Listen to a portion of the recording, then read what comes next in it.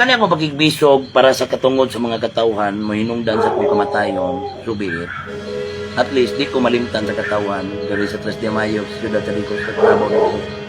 Nga doon ay dudong bukol ni Labay ang 3 de Mayo aning Ciudad Tadigos.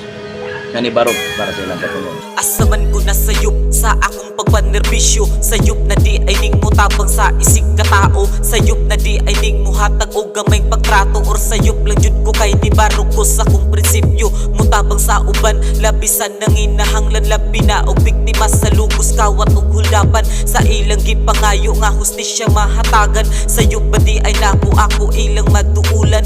Dili man siguro kay igo ra kong nitabang. Bisan sa politika na ko'y kabangi ug kaatbang. Pero pag politika, natural naman na daan. Di yun na malikayan nga na ay migo ug kalaban.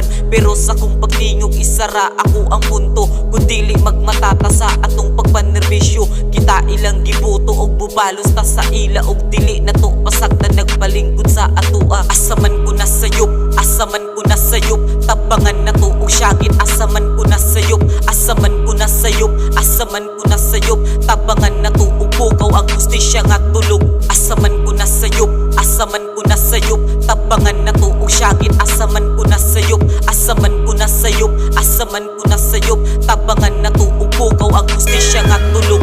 Usahay ni sa loob, bisan di na ko trabaho. Pero ako ang gigaya kay nagsalig og nagtuo. Mga tao nga ni duol, bisan di gani ka baryo. Pero naghilumra ko sa paghatag mga regalo. Pero dili sa igong wala tamo nga gisaligan. Kung sa ako ang pagtingog daghan man kog naulawan. Akong nabanggaan ang ubay-ubay pangalan. Pero respeto nako ninyo pabilin sa akong dughan. Gitara man diba dapat magtinabangay. Mapolitiko o dili dapat magsinabtanay. Kung unsa ang atong karbo dapat ibaliwala. Kay naapat ay tabangan nga mas walang wala. Maura man na akong puntungan. Luba kong naglangas tingog ni sa mga tao. Ako lay nagpagawas ug karong wala nako kinsan naman lang mutiwas. Kamunay bahala sa hustisya nako sa batas. Asaman ko na sayop, asaman ko na sayop. Tabangan na to og syagit, asaman ko na sayop. Asaman ko na sayop, asaman ko na sayop.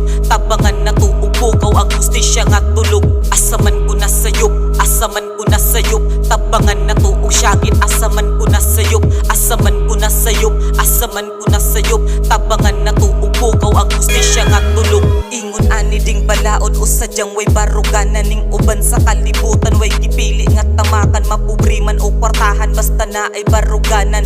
Ilahang kasinahan kay lagi ikaw buutan. Nga igo raman unta mo tabang sa nanginahanglan. Pero sa kining uban murag di gusto malabuan. Bisan pag kining uban nasa taas na ang kahintang. Kwarta-kwarta ragi hapon sa utok ug sa dugan. Wa na tako'y laing gusto kundi mo hawa sa pisto. Di na maghuna-huna sa kaso o pagpanerbisyo. Mag-focus na lang ko sa kong pamilya ug trabaho. Kay kabalo ko na pamilya na ko apektado. Bisag di malikayan, huna-huna komplikado. Kay di malikayan nga manawag ang mga tao. Mahal na kong pamilya, mga anak akong asawa. Ayaw mo kabalaka, naagi hapon ko nga nagkabantay sa inyo ha. Asaman ko na sayop, asaman ko na sayop. Tabangan na to og syagit, asaman ko